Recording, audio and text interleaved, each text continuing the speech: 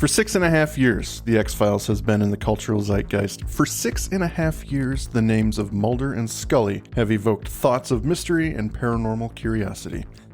Those long years asked us to join them on their cases from global alien conspiracy to psychic murderers. All the while, the audience was gripped by one of the most perplexing and captivating questions in television history. What happened to Samantha Mulder? Tonight, that story comes to an end. This is not happening. Well, I'm excited. I am excited, Andrew. That story... Mike, I'm glad you're excited. Uh-oh. Coming in hot. Did you have any doubt, though? I guess I should... I should clarify. I'm excited to talk about it. Oh, good. I may not be excited for the episode itself. All right. But yeah, tonight we are talking about closure. And closure indeed. The chapter of what happened to Samantha Mulder is closing. Mulder's going to get an answer that he's been searching for his entire adult life. I'm not going to beat a dead horse here, but when we've been back and forth on what they should have done with season 7, and we both agree that they should have just made a ongoing thread of the Samantha storyline, because there was so much good stuff to mine there. They have already done it a lot in previous episodes, previous seasons, but here was an opportunity for true closure. You know, really, they pushed it all into one episode, or I guess 2 episodes realistically, but it is here that they're really digging up the good stuff on Samantha Mulder, what that all meant to Fox Mulder. And I argue that there was a lot more opportunity to do better stuff. And I don't think this episode does it justice. I'll get that right out of the way. Not a surprise given what I was on about last week. But well, you hit it so well. You know, it did take some decryption.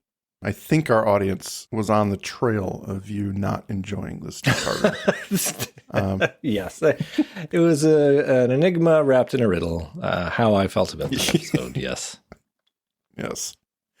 Oh, well, I mean, not to belabor the point too early. I think, you know, we should go through the episode and give it its due, its fair critique. For you, I will, but for anybody else, I appreciate that. Thank you very much. Yeah.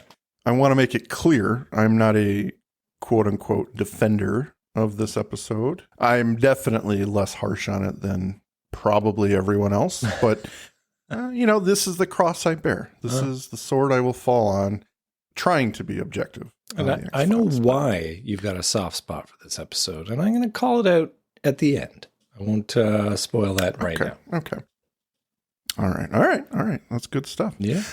Well, let's dive into this one. Let's get this one over with. Shall we close it out? Because I know it's going to be one heck of a ride talking about this one. But yeah, I think I'm ready to go if you are, sir. Born ready. Let's do it.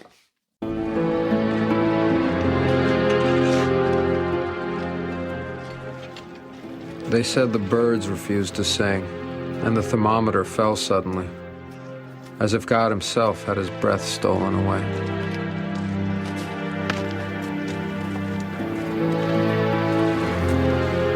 No one there dared speak aloud, as much in shame as in sorrow.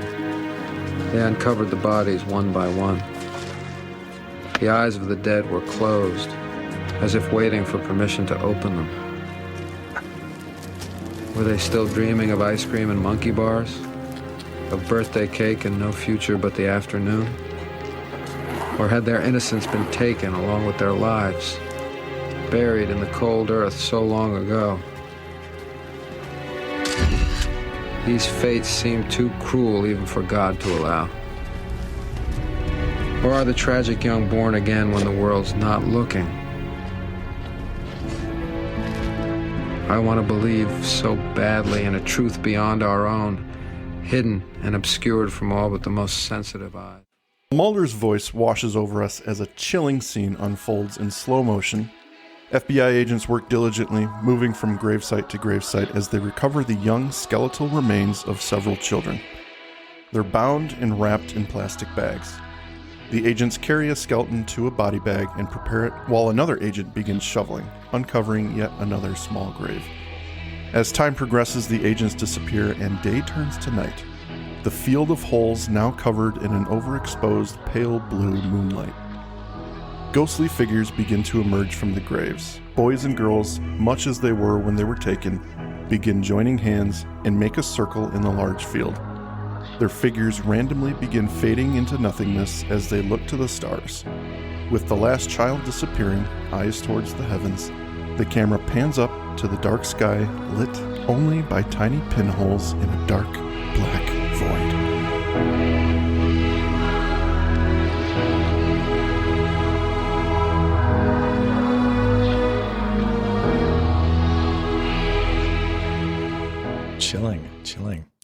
Chilling. Do you think they got a bit of network push to give a good feel-good spin on Dead Kid Field? No, I'm going to say no. Do you think that they came by it honestly? Well, this one probably, as awful as a bunch of dead kids is, but, at face value, very bad, but it's not grotesque. It's not vulgar. It's not really anything they need to censor. No. So I wouldn't imagine that Fox would have had a huge issue with the way this episode opens. Well, certainly not. My take on it. I think another version of this open, as written by, the authors we know and love. Howard Gordon. Yeah, exactly. It would have been. They would have tried to make it like 7. It would have been. It would have been a field of little skeletons, in little boxes with flags up everywhere. It'd be that plane crash scene from that episode of You Know Love, where they really treated it quite honestly. But here they just have a 30-second bit of them pulling out little cute little white body bags, and then they go into the nicest music and the cutest kids getting up to have a little play session. Ghost kids, obviously, but. They try very hard and earnestly to make it warm, innocent, yeah. And I tonally, I don't think it really blends. Like there's a huge shift from the previous episode where they did make it quite dark. The closing shot is definitely oh no, what have we just stumbled upon? Yeah. And this one's a little bit more. I mean, they're not making light of it. Let's be fair. No, it's not like, all. hey, dead kids, but it is more of the they're bringing the positivity, I'll say, of the episode to this opening shot. We're supposed to take something away that's a positive and not something that makes us dwell on the awfulness of the crime. So I think they're kind of injecting that feeling here, or trying to. Sure.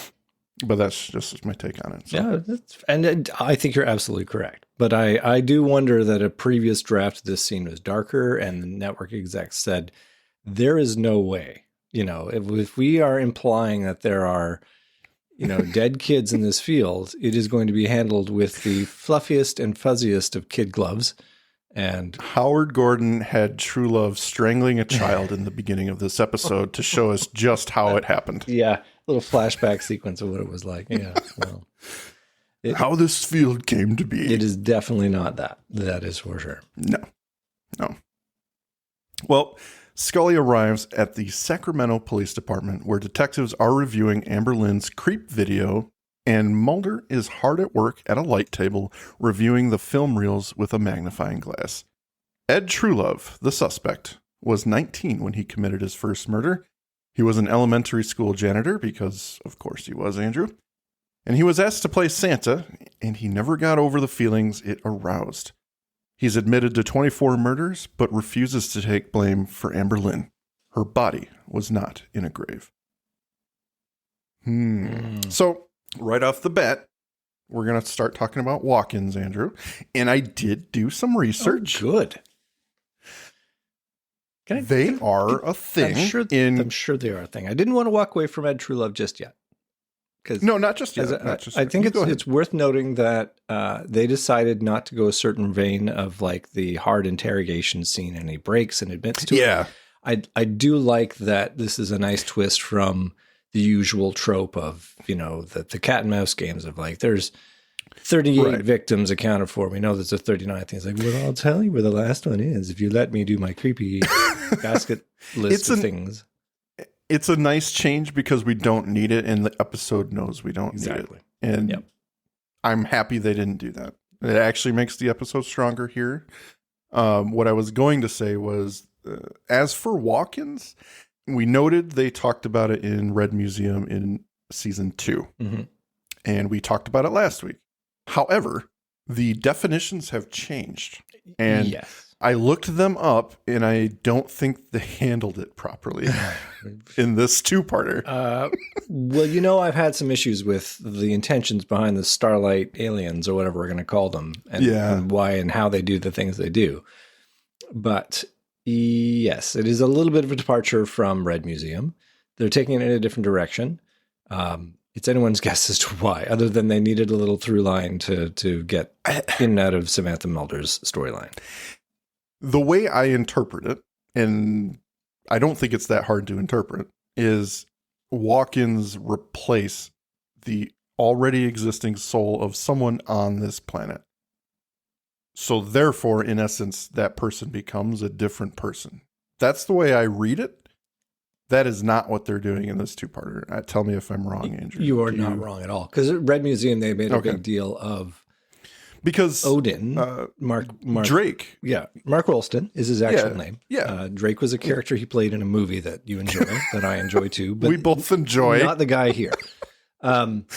So in Red Museum, the walk-in is a alien entity or non-human spirit or whatever, which walks into a body and grants us the benefit of their extreme experience. So in Odin's case, it was his advanced feelings on philosophy and religion and such. And he's going to...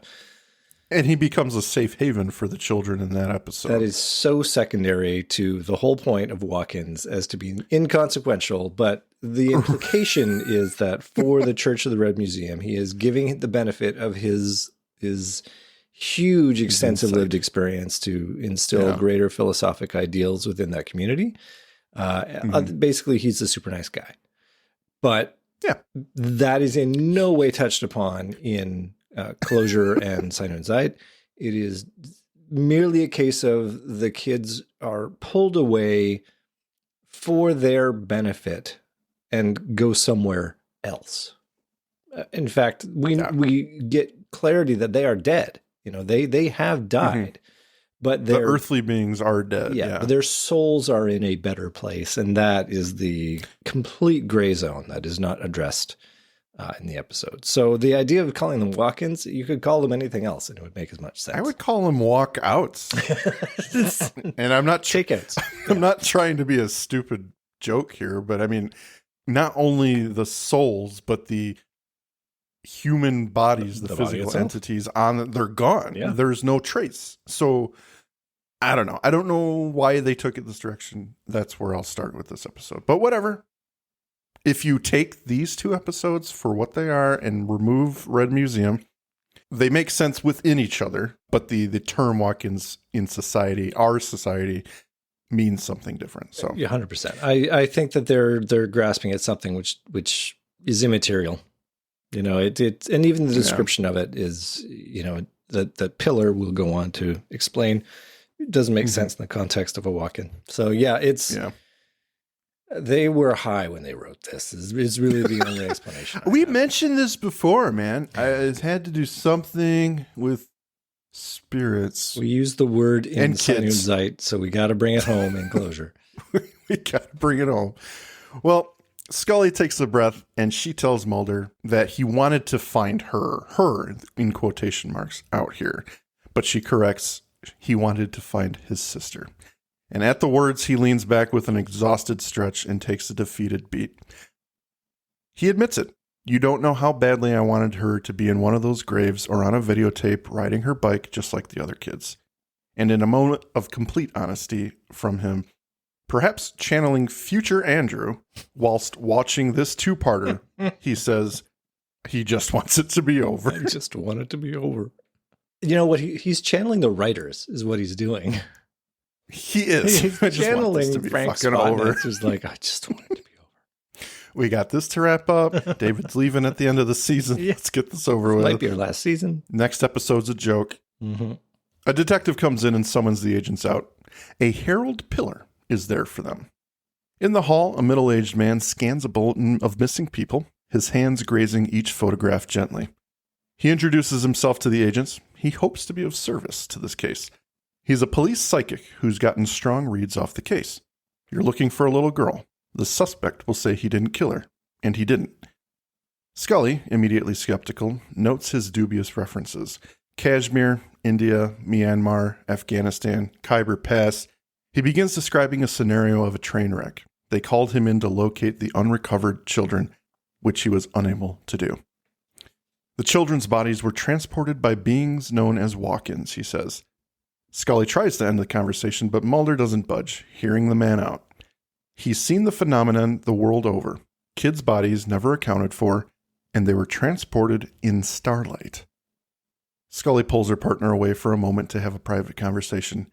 Concerned of everything this case has brought up for him, and with the death of his mother, she senses he's in a vulnerable state.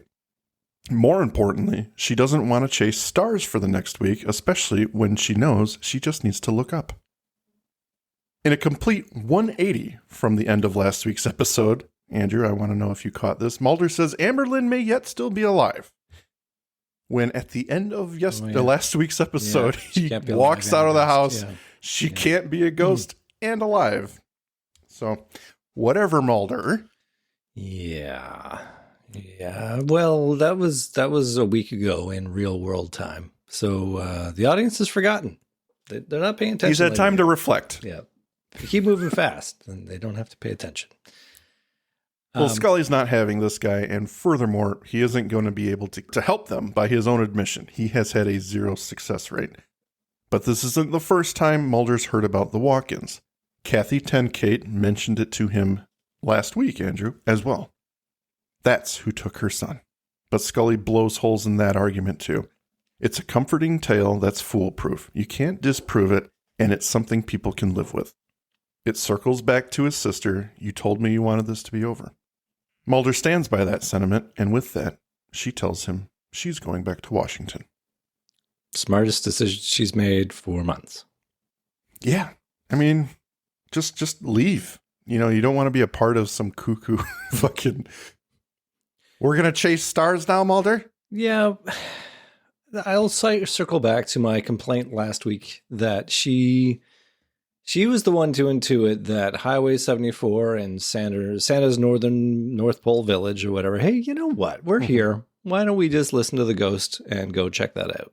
And it did worked out. So like, is that not, that could have been a bigger shift for her to go, well, maybe there is something to ghosts, which would mean that she should, if she was a consistent character, say, this guy Pillar just showed up.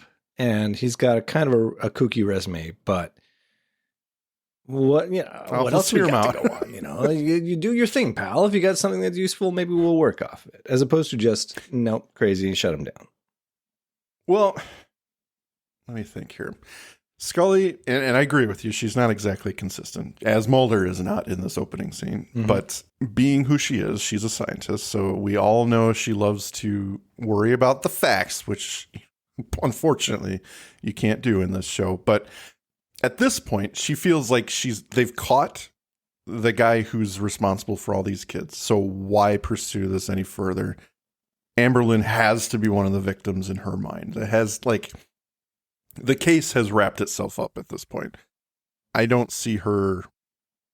I still don't see her, even with last week's revelation that she put the pieces together at the end. I don't see her giving Harold a bit of time in any circumstance. Well, part of it is Harold does not make the best introduction. No. Leading with beings of starlight abducting the children for their own good to bring them to a better place. He doesn't even like, now this is going to sound weird. Well, what he should have done is just say, occasionally I have helped detectives with their cases. I've given them leads, which have, in his case, not. Panned out into tangible, useful things. as opposed to the more fulsome explanation that he gives, which immediately, would make anybody go, "You are crazy." So he can only blame himself that Scully's not on board. Right. Yeah. Or the writers, actually. We're going to blame the writers that Scully's not on board, because that's really what we're talking about. Mulder and Harold go to the field of the unearthed children. He has a son who disappeared as well, never found. One day, he began to see them, the walk-ins, Harold says. In almost every case, the parents had a precognitive vision of their child dead. This is the work of good spirits foretelling their fate, the fate they're about to meet, which is why the spirits intervene. But that's not what happened here. These children died suffering, pleading for their lives. He begins tearing up. Why must some suffer and not others? He doesn't see Amber Lynn, though. She was never here. But there is a connection. And after a moment, he turns, pauses, examining Mulder. To you, there's a connection. He places a hand on Mulder's heart and tells him he's lost someone too, a long time ago, a sister. He doesn't know, but there's got to be a connection between her and these children. We're going to find them. And back in D.C., Scully is reviewing Mulder's regression tape with an FBI psychologist. Just playing the game, fooling around. By what I can tell from the tape, he seems to be in a legitimate hypnotic state. Pieces on the board are falling off, and... Here I became suspicious. Samantha? Suspicious of what? In 30 years with the FBI, you'd think you'd seen it all. I sometimes think I have. But this is just garden variety compensatory abduction fantasy. Compensatory for what? His guilt, his fear, everything that's preventing Agent Mulder from remembering the truth about what really happened that night. You mean his sister wasn't abducted? No, his sister definitely went missing in 1973. That's not in dispute. Agent Mulder, however, wasn't regressed until 1989. See, his delusion is playing into his unconscious hope that his sister is still alive. And if you think about it, his delusion has the effect of giving him reason to pursue her. But why alien abduction? Close Encounters, E.T., who knows? But there was probably a lot of imagery collecting in his head in those 16 years. And then he comes down here, and he finds the X-Files. So what do you think happened to his sister? Well, in 1973, we were pretty damned unsophisticated about violent predatory crime. My guess is she was kidnapped in the house. Her body was disposed of, never found. You think that his sister's dead? Have you seen this file? There was an extraordinary amount of effort put into finding his sister. Even the Treasury Department got involved. His father worked at high level in the government. They found nothing. Why, Agent Scully, why do you want to bring all this back up now? Someone owes it to Mulder. Word of advice, me to you, let it be. You know, there are some wounds that are just too painful ever to be reopened. Well, this particular wound has never healed. And Mulder deserves closure just like anyone.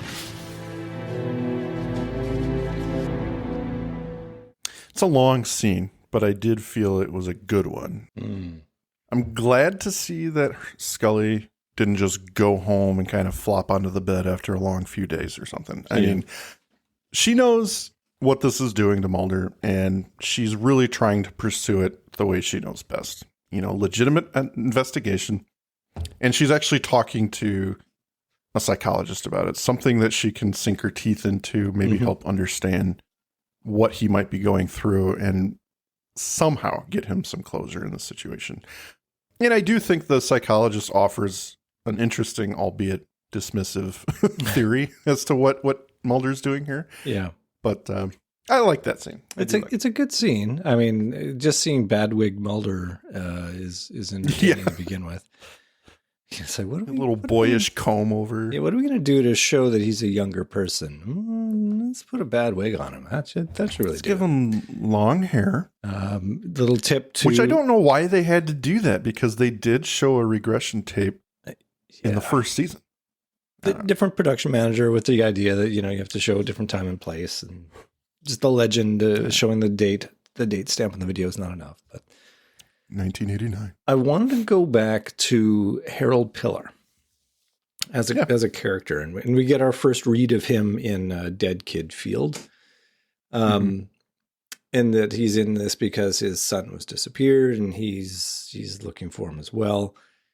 So there are a couple things here that really rub me the wrong way. First is the whole thing that I guess I tore a strip off last week's episode about the fact that these spirits foretell a horrific end for a child, and they transport the child away via starlight and set up the parents criminally in some confabulation. Indict the parents for the rest of their lives. I mean, I get the idea.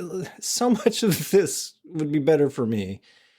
I know where you're going, I think, but keep continuing. Yeah, if the kid was just disappeared and the parents are like, I don't know what happened, he's just gone. That's hard enough, and the scrutiny on the parents is going to be enough. But to sort of add a layer on with this hypnotic suggestion, and she's writing the note that says, "Don't no one shoots at Santa Claus" or whatever, that it does not blend with the altruistic nature of these walk-in spirit creators or whatever. It's weird and dumb, and it makes no sense.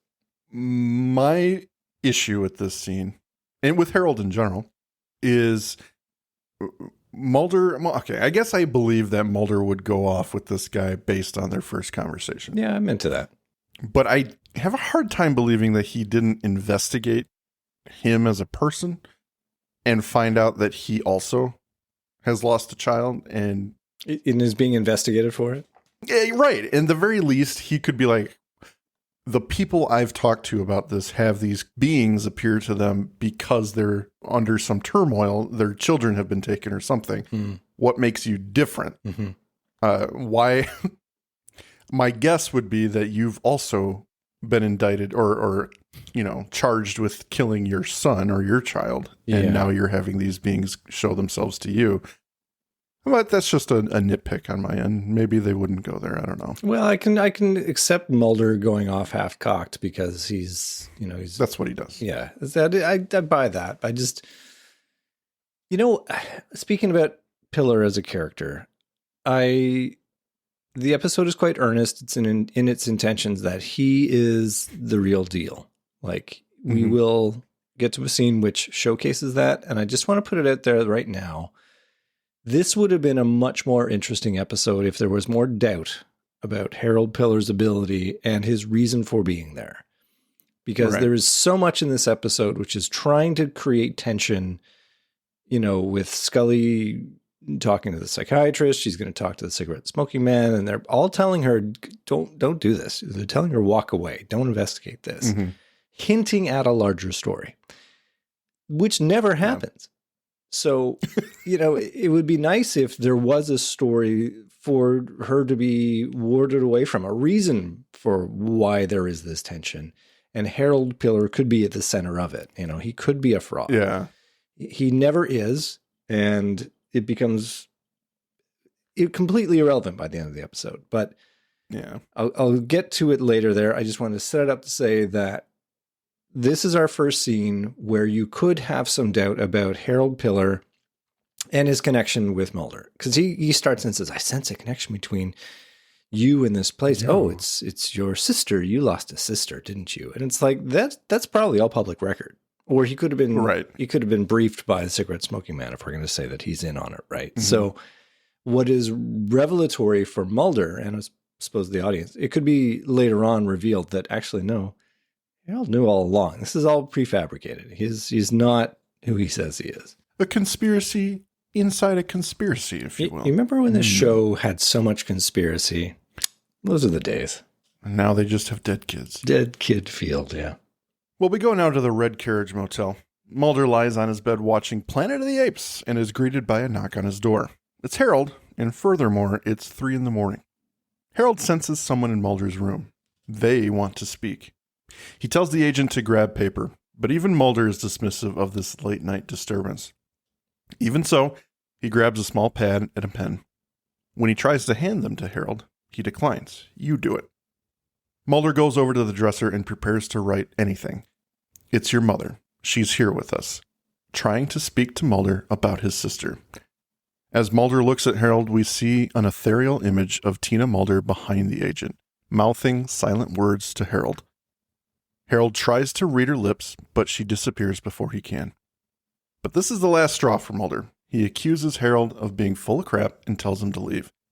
Harold insists she had a message for him, but Mulder walks away, pissed off. The psychic's eyes catch the piece of paper on the dresser and they light up. Look. He grabs the pad. April Base is scrawled on the pad. When Mulder questions who wrote it, Harold tells him, you did. Ooh. This revelation catches Mulder off guard, Andrew. Now he believes Harold again within 15 seconds. Okay, you're not full of shit. I'm sorry. I'm sorry. I'm just tired. I'm a little bit stressed and it's late. And I don't buy the ghost of Tina Mulder coming back to say a goddamn thing to Mulder. She made it pretty clear she was on her way out, not going to leave him a goddamn clue. Here's the problem. And you're right. Yeah. She calls Mulder when this case rears its head. She knows her son's going to be bothered by it and driven by it because of what happened to Samantha. She's urgent that she wants to talk to him. He doesn't call her back. She decides, fuck it. I'm going to kill myself and leave him hanging. And now she's trying to like renege on her death here and be like, look, I'm sorry. That was a little harsh. Yeah. Let me give you some notes from the grave here. It's weird. Like, it's why so would she be weird. coming back? I don't know. It's so dumb. clunky. I mean, Clunky. Yeah. I dislike it intently because yeah, okay, and this is how you make it better. Again, in my little crusade to make Harold Pillar a bit more of a foil, a bit more of a character we don't necessarily trust, because the moment we see Tina Mulder as a ghost, that is the clue to the audience that no, Harold Pillar's the real deal. You know, he is who he says he is, and he is here for altruistic reasons. He is not a liar. So if we had that scene and we didn't see Tina Mulder's apparition, We could still ask the question. we could. And you would have that doubt right up until the moment where we see the pad of paper and the note that's written on it. And he'd be like, what? Where'd that come from? And Harold said, well, you wrote it, you know? And you could still go, but maybe Harold's got this incredible sleight of hand and he did it, or he hypnotized Mulder or something, you know, and it would still be on the outside, but it would have that doubt. That doubt is gone by seeing the apparition there. Right. Anyway, if I wrote this episode, I would do it like that. We should probably we should host a creative writing session, how to make Samantha's closing episodes worth it. We would have to rewrite the whole season. You know, with like 6 episodes which are tied together. Let's be nice to the dear listeners who listen to us every week and only give them 2 episodes. They don't have to write 24 episodes to make this good. Oh, we're putting it on them. Oh, well, that's much different. Yeah. We're giving it's good creative writing. They're gonna submit their ideas. Are they gonna get some stickers as a prize? Is that the deal? Absolutely, they will. Well, we got a thing to work up here, making the X-Files better one season at a time. Oh, we are starting season 1. Once we're done with the 11 seasons, we're gonna go back. And make the changes as needed. And do them better this time. All right, cool. Yeah. The next day, Scully goes to Tina Mulder's house and lets herself in. She looks around the quiet, disturbed home. She enters the bedroom, plops the file down, and begins digging through a dresser drawer. She then spots the burnt-up trash can and finds remnants of a legal document, which conveniently has the initials CGBS right on the corner. They have played this game before. You know, when the camera has been sprayed out and just that one part that wasn't sprayed shows him lighting a cigarette. Yeah. It's like, you just can't hide this guy. This is the shit I get pissed off. This is just almost as bad as the field where I died, where she goes to the fucking public records office. Oh, and right on top. And boom, right on top, the picture of some guy from the Civil War. That's who I'm looking for. Wow, how convenient, really. Yeah. How convenient. A date with his name? Oh, look, his girlfriend. Right underneath. But yeah, I mean, the one thing that doesn't burn up is his initials. Come on. I don't know. That's just me. It's because he's the devil. He doesn't burn. He's the devil. Even his signature doesn't burn. Mulder gets a call from his partner who has information she deems important. She tells him the information she's come across, the Treasury's part in Samantha's disappearance, the document with CGB's name on it. But he knows all that stuff, and given how involved the man was with the government, his initials on a document make sense. His dismissiveness confounds her. This is a man who's hindered your work for years. He's tried to kill you, and here he is ordering people to stop looking for your sister. But Mulder brushes it off as a dead end. He's never been helpful, and he's a liar. He hangs up with her, telling her he's pursuing this his own way. And I can't say I blame him. I almost get it, but I know, harsh, and man. you hate it for the same reason I do, because it is uncharacteristic for Mulder to be resistant to this information that Scully's providing. Right. She's doing something for him when she said, "I'm going to Washington," with that air of, "and I'm not going to do anything more on this case, Mulder. I'm done." Yeah. And yet she's still, there's no recognition that she's actually going above and Just beyond. a dickhole to her, man. Absolutely. It's just, at least thank her for doing something. I almost wish he just ran out of cell reception or something. And Scully, Right. what? You're where? CG what? And then, that would be better than him just saying, Yeah. You know what? Fuck it. I don't care about No. your evidence. I mean, he's driven by his own thing. He's going to the April base, I suppose. But I do not believe that he would be so dismissive in that moment. And yet that's how they decided to write him. Mulder's sedan rolls up to a chain link fence. They both get out at April Air Force Base, which is locked off. No trespassing. Harold declares there's something here, and he senses it. When he states they should look, Mulder begins walking back to the car. He's seen enough. The man presses him.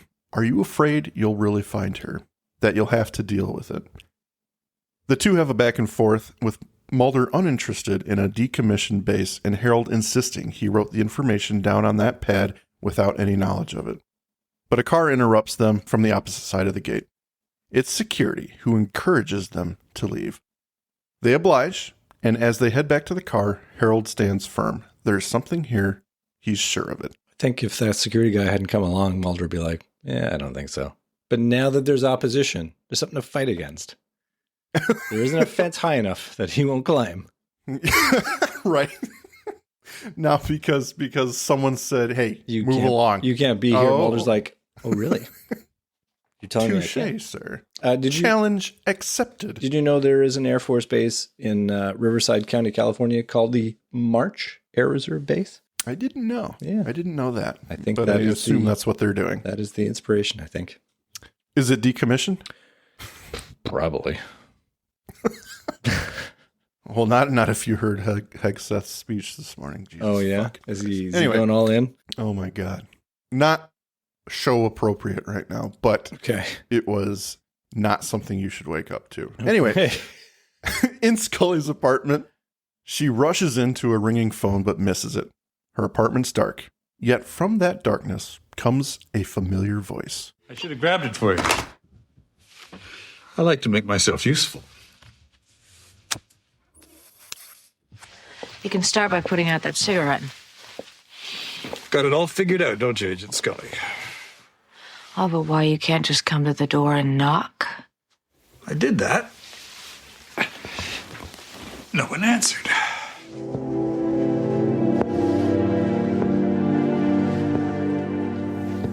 You're sick. I had an operation. What do you want?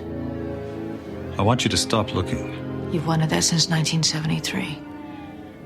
When you ordered an end to the search for Agent Mulder's sister, your initials are on that document. Yes, I signed that order because I knew then what I know now. No one's going to find her. Why not? Because I believe she's dead. No reason to believe otherwise. You're a liar. If you knew that she was dead, why didn't you say something earlier? Why now? There was so much to protect before. It's all gone now. So you just let Mulder believe that she was alive for all these years? Out of kindness, Agent Scully. Allow him his ignorance. It's what gives him hope. It's that time, everyone. The Magus Media Production sales pitch. Please check out our homepage at magusmediaproductions.net so you can stay up to date on all of our shows. Check out our Facebook group, facebook.com/groups/Magus Media Productions, both of which have our Discord link on it, where you can join us for live shows as we record them for future release. At Magus Media Prods on X, our Patreon, patreon.com/Magus Media, where a $5 donation will help us keep the lights on and bringing you new content, and you get some stickers. Thank you for your consideration and support. It is worth noting here that CSM does look a little bit more sickly. He's still getting around okay, but something is wrong with him. He's a little paler than we're used to seeing. I get this scene. How do you feel about CSM in this scene? Do you believe that he's being honest? Do you believe that he is kind of tired of the smoke and mirrors on this? I have no idea why we're seeing this scene. Again, I set it up earlier. Like they're trying to create tension. An oppositional character comes in and says, "Don't do something." Well, now of course she's going to have to continue to do something, but right. He's telling her, stop looking. Basically, that's exactly what he says. I want you to stop looking, but there's nothing to find. I do wish, and they could, we don't have to keep saying it, but I do wish that there was something for them to find that he doesn't want them to find. Whatever that is at this point, I don't know. Yeah. I don't think he should have said, in this episode, the way it's written, he shouldn't have said, stop looking. Like, the way he says it sounds like there is something at the end of the rainbow, but there's nothing. He should have approached it a different way. Let me tell you what you've been wanting to know. The whole point of their conversation here. I mean, this is obviously them having access to William B. Davis and going, it would be listen, they're both good actors, and to put them into a room together with a scene is going to make some good scene. It's a nice tensionable scene there. I don't dislike it. It's fun to watch them, but I just take a step back and go, why would he reveal himself here? Doing this only makes Scully think that there's more to it. Whereas I think she's probably getting to a place where it's like, well, Mulder says I don't, he doesn't want me to go in any further on this, so I guess I'm not gonna. And yet, almost to answer this question of, well, maybe you should talk to CGB Spender, it's like, oh, he shows up. And it's like, just to tell her to not look. And it's like, there's no reason for him to do that. And then she believes him. So yeah. So now she's not continuing to look because she thinks he's lying. She actually believes what he's saying. So she thinks they should stop looking. Yeah, it's a weird fucking turn of events every time the scene changes in this episode. I feel like the characters of Mulder and Scully in this episode are being bounced around like ping pong balls. Well, they are. And I have a simple solution for that. And we've talked about it before. This is way too short of a timeline for this specific story. Yep. Yeah. They needed to do more. And it's like they realized that while they're writing it, and they're like, we have to go here. We have to make it seem conspiratorial in some aspect, because that's but what it's the not show really. is. Yeah. But we have to fit this into 80 minutes. Yeah. And it's like, come on. They should have just gotten out. They should have gotten rid of first-person shooter and made it a 3-parter. It would have been a better season. Yeah. All right. Well, back at the base, it's nighttime now. Mulder and Harold approach one more time, or this time with the lights of their car off. Under the cover of darkness, they break in by climbing the fence. Although, Andrew, and I'm not a criminal, a quick lesson in secrecy: maybe don't drive back up to an already alerted security on an Air Force base, decommissioned or not. They saw you earlier. They made contact with you earlier. Do you think driving up to the fence again is a good idea?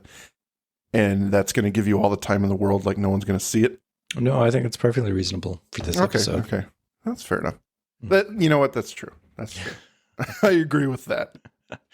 They run into the base, into one of the neighborhoods. It's quiet, dark.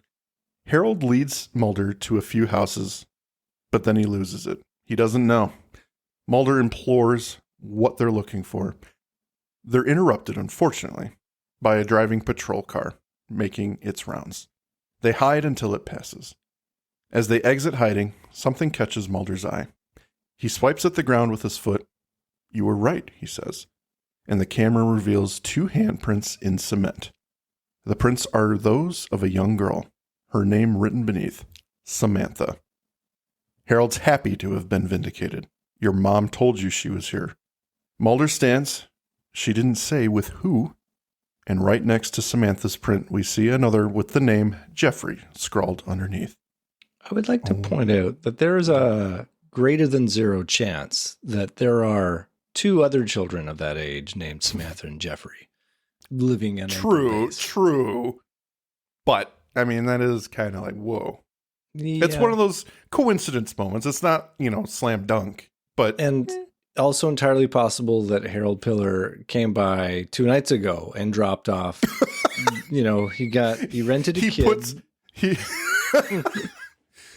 He rented a kid and he the poured some cement. It does look fairly new. Yeah. The other thing, wet. It's also, I don't know. When will I stop taking swipes of this episode? But you know what? An easier thing to arrange for the discovery of this little cement, darling little cement spotlight palm prints tribute to their children or whatever. Instead of him getting up and like glancing over his shoulder and seeing it, which strikes me as highly unlikely given it is nighttime and it's got stuff on it. Like he literally has to brush stuff off in order to see it, right? Why not just have him find it when they are ducked down hiding from security? His face is pretty much burrowed right down there. It's like he's looking up and he looks down. It's like literally there at his fingertips. But this thing of him... Just one more thing, man.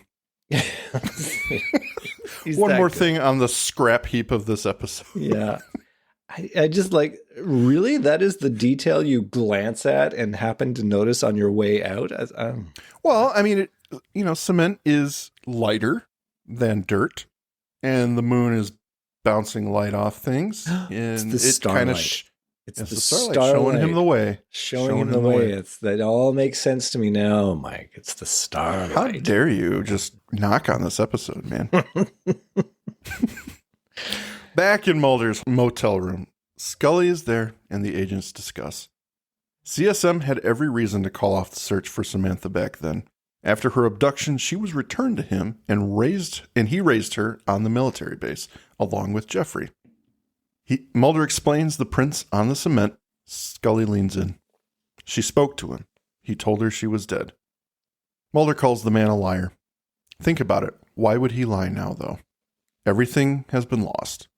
But Mulder doesn't care. Besides, Harold led him right to the evidence.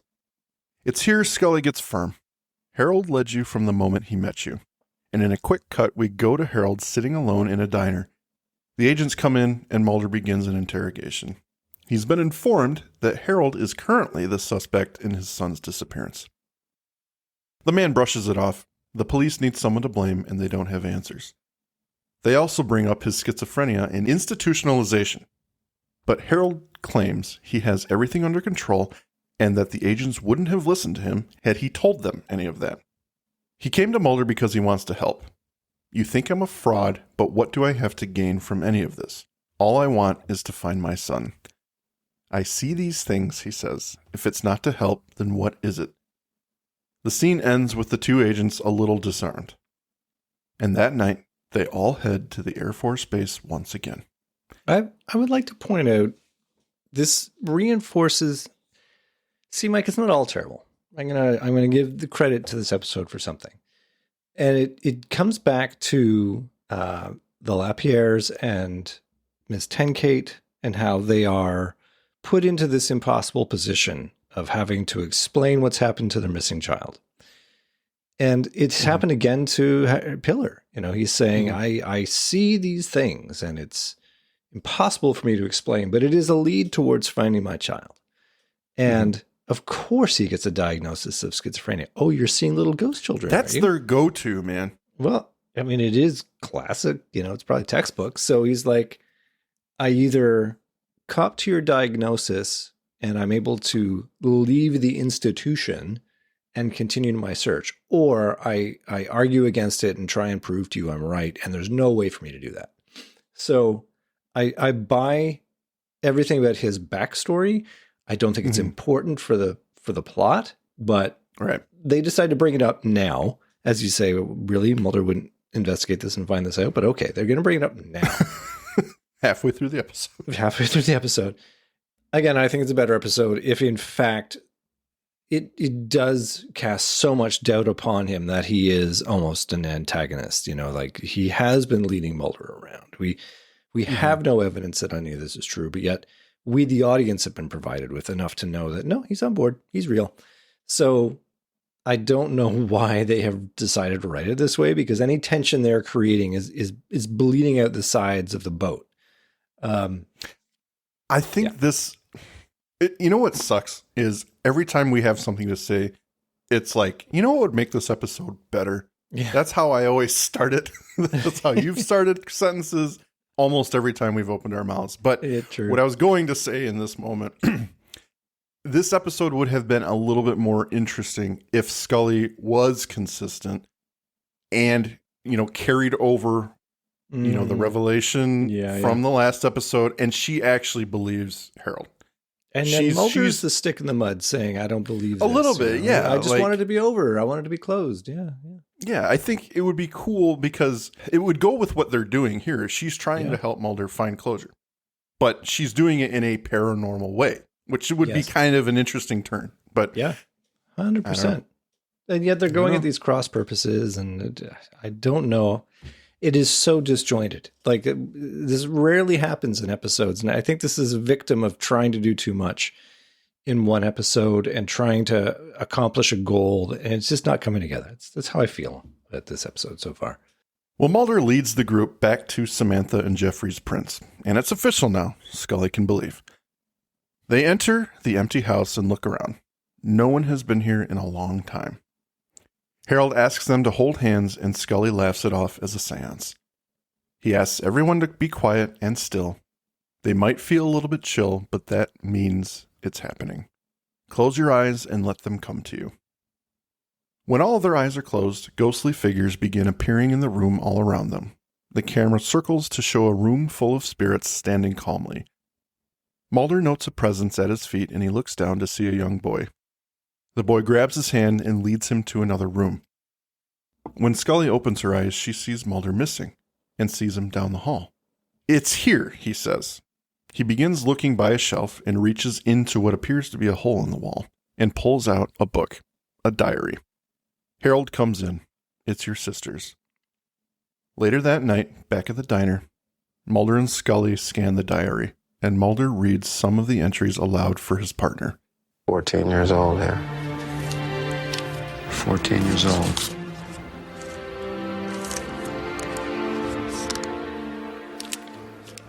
Sometimes I think my memories were taken by the doctors, but not all of them. I remember faces. I think I had a brother with brown hair who used to tease me. I hope someday he reads this and knows I wish I could see his face for real.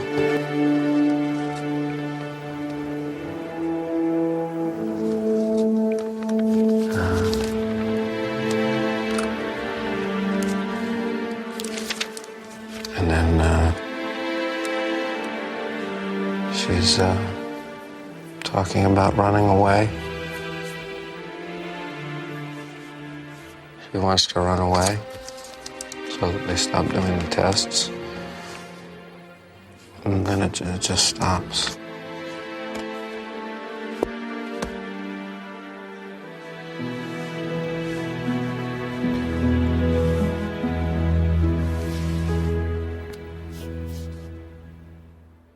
Noting her partner's pain as he stares at the book, she puts a hand on his, and the two just sit for a moment. As they leave the diner, Mulder looks to the sky. He's never stopped to think that the lights in the sky are billions of years old by the time they get here. Nothing is ancient in the universe, he says. He wonders what his mother saw and what she was trying to tell him. Scully encourages Mulder to get some rest and walks off, leaving him to stargaze. When we next see Mulder, he's asleep in his motel bed, and a ghostly figure of his mother stands over him. She leans to speak to him, words without sound. The next morning, Scully knocks on the door. Mulder's just getting up. She hands him an investigative document. She couldn't believe what she saw. In the middle of the description of the case, 14-year-old girl picked up, run away, claims she was held hostage, going to hospital for an exam. Confused, Mulder asks when she had time to find this, but Scully clarifies, it's almost noon. Mulder's been a sleepy boy. Ian. Can I just say, the parachuting in of this particular plot nugget, because when I watched that scene, I took it to mean, where did you get that? And right. Then she answers, it's almost noon. I see now that the actual text is, where did you have time to find that? And she says, it's almost noon. It's like, oh my God, I've slept the whole morning away. Okay, fine. But it still doesn't answer the question where she found that. Right. She says sergeant's blotter. What is that? She must have been at the police station? I suppose, but, and the implication is somehow Tina Mulder's ghostly apparition created the document for Scully to find. Because she says it's almost like it wanted to be found or something. That's the only parallel I can draw between those two. I never even thought of that. Because Tina Mulder's presence has no impact on the rest of the plot. Like, at no point does Mulder come back and say, oh, I had a dream. My mom said something to me. And she said, fuck you, Mulder. I don't know what she said. I'm just going to lean into it now. You know what would make this episode better? What, Mike? What would make the episode better? Is if Mulder got a feeling out of nowhere that they had to go one direction, and that we could just intuit that that's what his mom just leaned over and said to him. Or we hear what she says, and then we see the thing in the future. Like if she says Highway 74, and then they're driving and it's Highway 74. My mother said Highway 74. Take the turn off, Scully. I don't know. I'll take a number 2 with a large diet. Yes. Don't eat red meat. Don't bring it all the way back to Red Museum. Yeah, don't eat red meat. There's what would make the episode better. In the recut is we hear what she whispers, and it's something really dirty. I don't know. Far and beyond, got the laundry list of things I've been accumulating for the sins of this episode. Samantha's diary. So first of all, could have been planted by Pillar,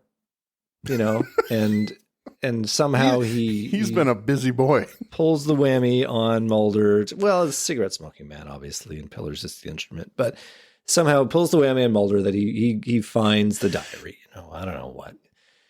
They get a child ghost actor to fill the role of kid who pulls him along, and he finds the diary. Anyway, so there's that. Mulder then reads the diary, and we find out all the horrible things that have been happening to Samantha Mulder for 6 years. So now what that's telling me is the Starlight Ghosts are waiting 6 years to save Samantha from a horrible fate, as opposed to the horrible fate she's experiencing for 6 years. She hates these tests. Okay, so she's 14 when she's taken. From life. She's 14 when she's taken from life. Yeah. She was 8, I guess, when she was abducted? Yeah, 8 when she was abducted. So about 6 years or so. So see, there's a threshold, Andrew. I don't know if you know this, at 14, you're still cute enough to be saved by Starlight. With walk-ins, you have to have had a history of abuse. So, once, that happens. 2 times, 3 times. It's okay. It's all within the realm of acceptable child abuse. It's once you hit a certain number of tortuous exams that they decide, okay, we got to step in here. And she was at the cusp of the cutoff age. Fair, except that at the end, she is very much the oldest person there. Well, they really broke the mold for Amber Lynn, because I have a feeling that child a hair had not been taken from her head. She looked so beatific right, and perfect that I do not believe. I mean, she has a history. She wears it well if she had been abused in some way, but this kid is too adorable. We can't allow anything to happen to her. Exactly. Let's kill her now. Yeah. I mean, there are questions about this whole setup that I have obviously not gotten over, because I keep on bringing it up. You know what would make this episode better? Everything. Some consistency. Yes. So Scully arrives with some magic evidence, which is going to give us our next direction. We're going now to the hospital, Dominic Savio Hospital. The agents go through some files. Admittance. Mulder states she never gave a name. He hands her a document. Admittance notes state ER doctors could not get a name from Samantha, nor could the cops. Her medical exam is normal. Mental state, however, exhibits signs of paranoia. There are scoop mark scars on her knees, wrists, and chest. She was here, he says. Incomplete tests. CSM knew, Mulder says. He lied. He gets up, determination renewed. Scully begins to pump the brakes, but he cuts her off. I know, you don't want me to get my hopes up. Agreeing, she says this was 29 years ago. We don't have a record of a doctor signing her out, but Mulder points out that the ER nurse signed her in. And they head to the nurse's house with Harold. On their way to the door, Mulder stops suddenly. Scully and Harold turn around. She asks if Mulder's okay, and he says he feels like he's been brought here, the end of the road, to learn the truth. Asking if he's ready for it, he doesn't respond. She offers to talk to the nurse herself and heads out with Harold. I wish they had just had him say, I can't, I'm too close to it, too emotional. Yeah, something a little bit more vulnerable, I think. But I did appreciate that he couldn't do it. That's fine. I'm fine with that too, but him literally saying, I feel like this is the end of the road. I mean, why don't you just say, I feel like I'm about to get closure? Yeah. That's literally the writers whistling the fact that we are almost done, audience. Just hang in there a little while longer. I feel like I'm about to. I feel like I've been here for 6.5 years for a microscope, just looking at my life, waiting for my sister to be found. Yeah. Scully knocks on the door and an elderly woman answers. Arbutus Ray. As they ask her about the 14-year-old girl, she opens like a book. The girl was scared. You couldn't forget that girl. She was shaking like a leaf and wouldn't let anyone but her touch her. Then something strange happened. Harold finishes her thought. You had a vision of her dead. Arbutus feels a sense of relief. No one all these years has believed her. You're the first person. She saw her dead in bed, blinked, and Samantha was normal again, sleeping soundly. It all made some sort of strange sense, she says. There were men who came to pick her up. She assumed the one was her father. He gave her such a chill when she asked him to put out his cigarette. They meant to take her, but she was gone out of a locked room when she brought them to her. Vanished. Ooh. And then, the part which the nurse is not going to admit to is when she entered a fugue state and wrote up a ransom note, signed it, no one shoots at Santa Claus. And she was indicted. And no one talks about that. She's lived in a shack for the last 50 years. That's right. They didn't have enough evidence then, don't have enough evidence now. She's always been on the police radar, though. She never got to work in a hospital. That's what she says. You'll never take me alive.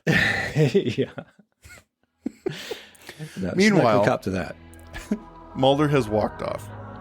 He walks into the tree line by the car. A pale blue light guides his way.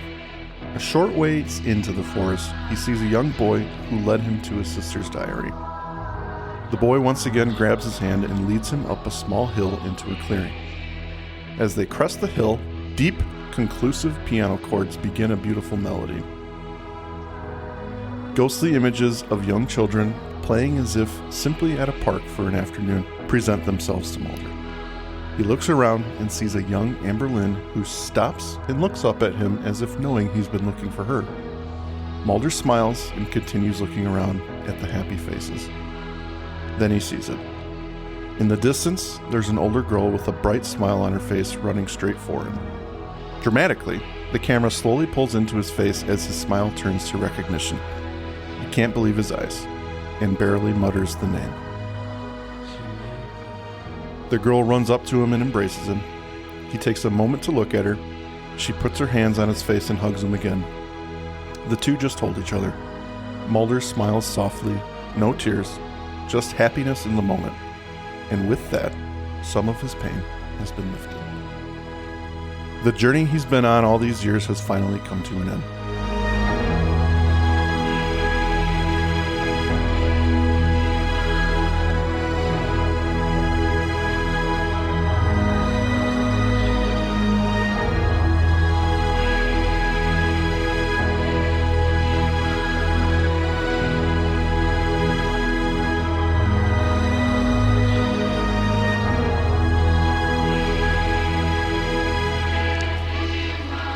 Back at the house, Mulder comes walking out of the tree line.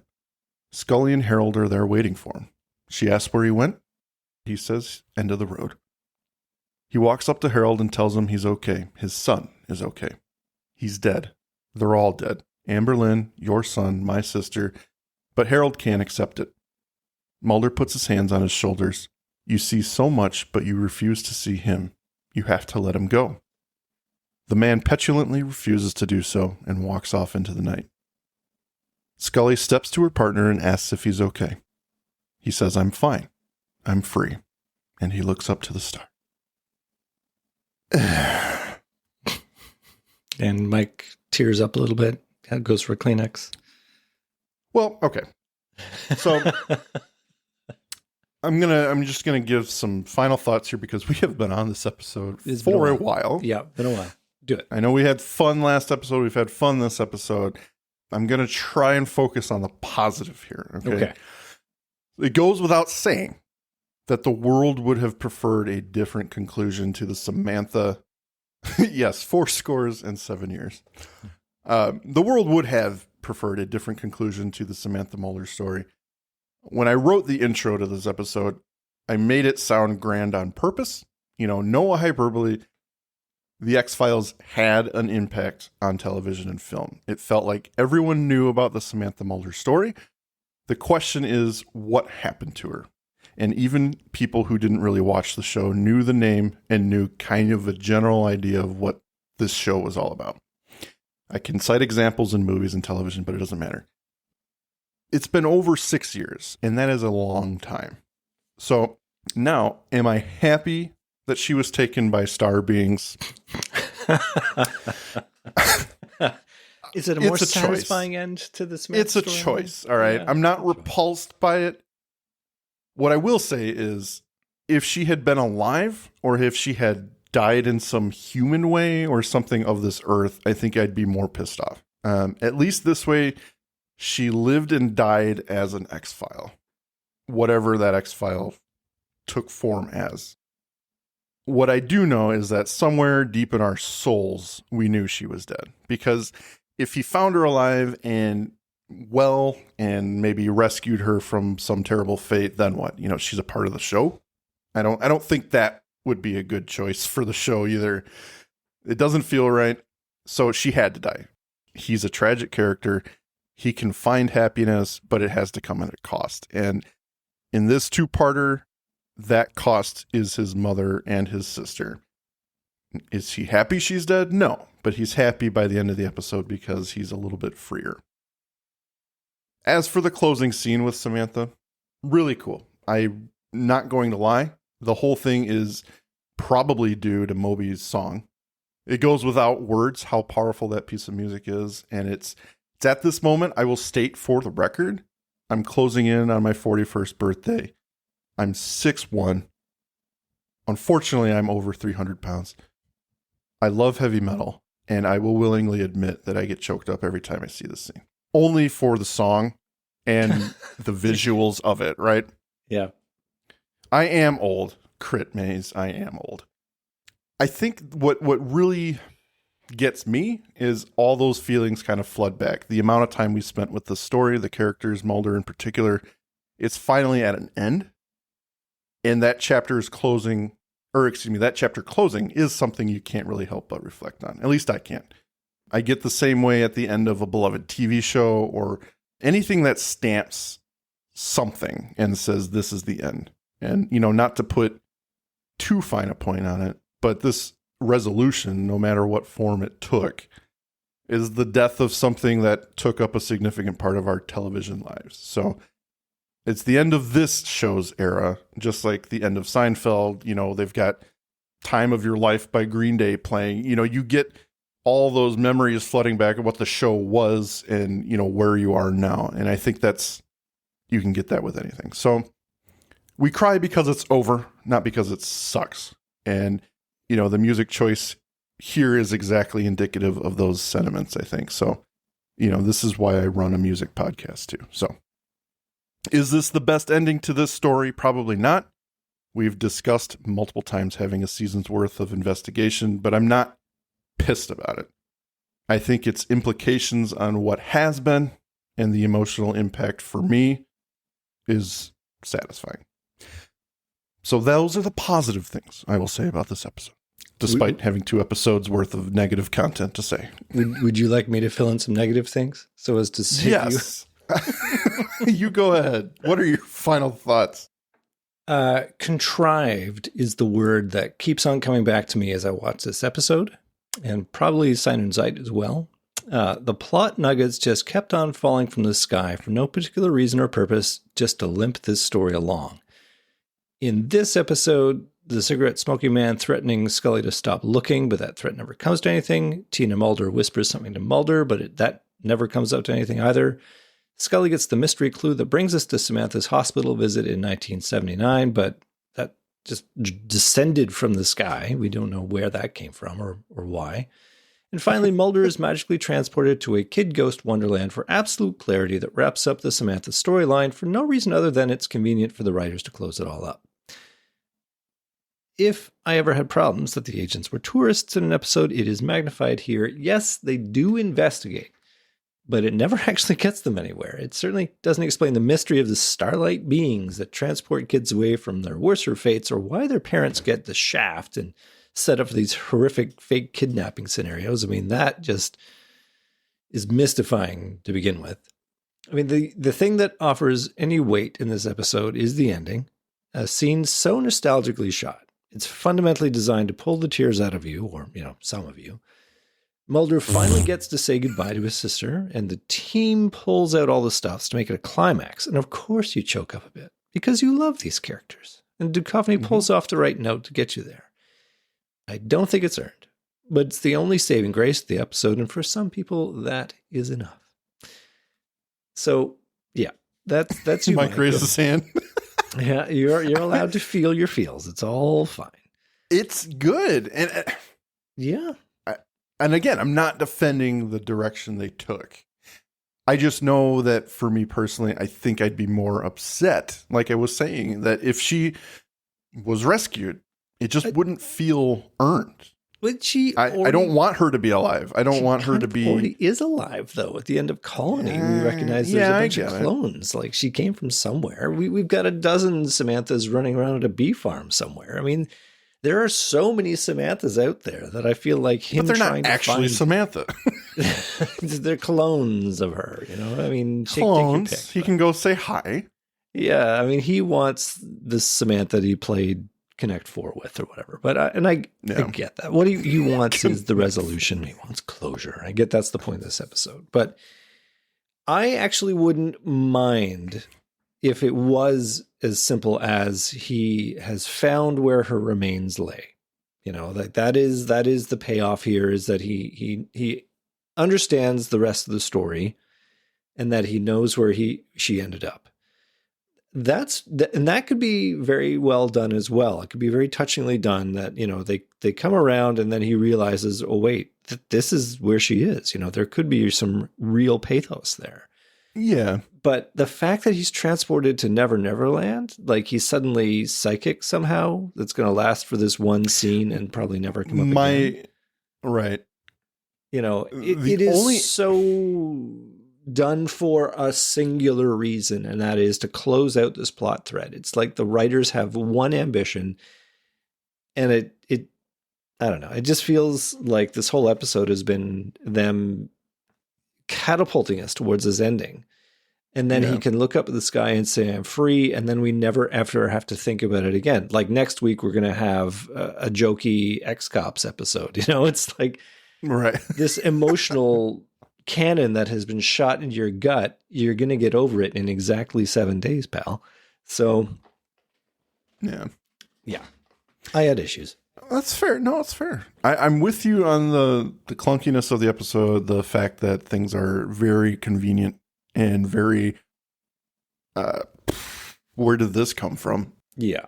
It's not worth continuing to go through, but I think the ideas behind this episode, it's just one of those things that, I mean, you end the episode wishing they had given it the care that the beginning 5 seasons of this show had, right? And I don't know. I don't know what to say here.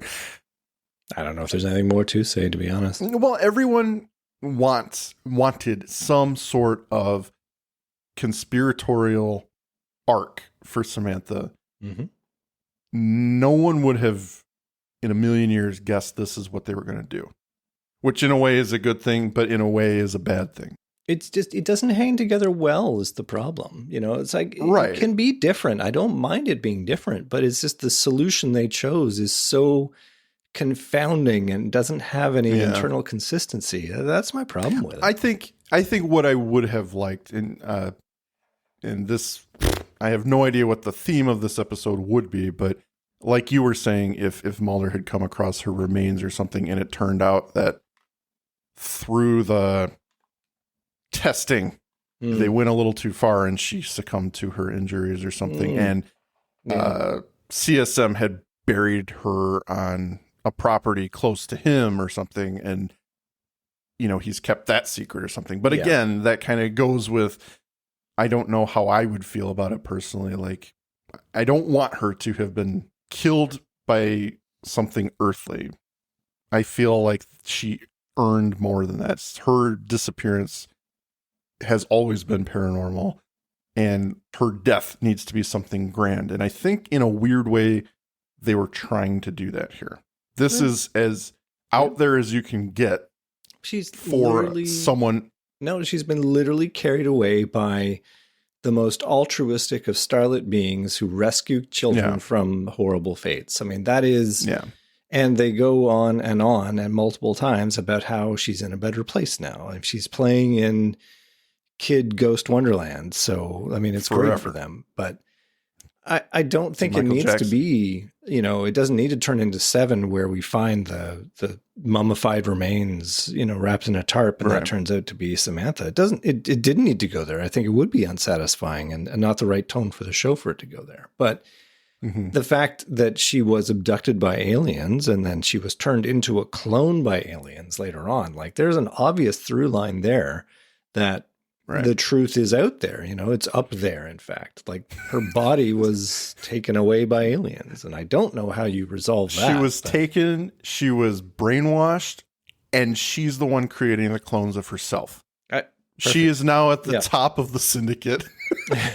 She's the new CSM. She's the CSW.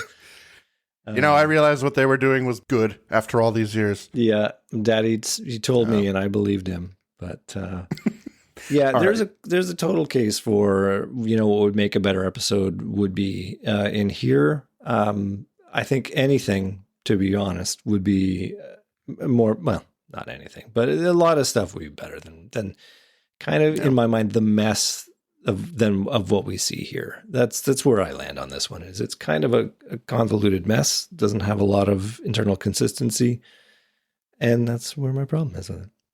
All right. Well, ladies and gentlemen, I do apologize. This episode has gone on a little bit longer. He doesn't. He loved every minute of it. Whatever.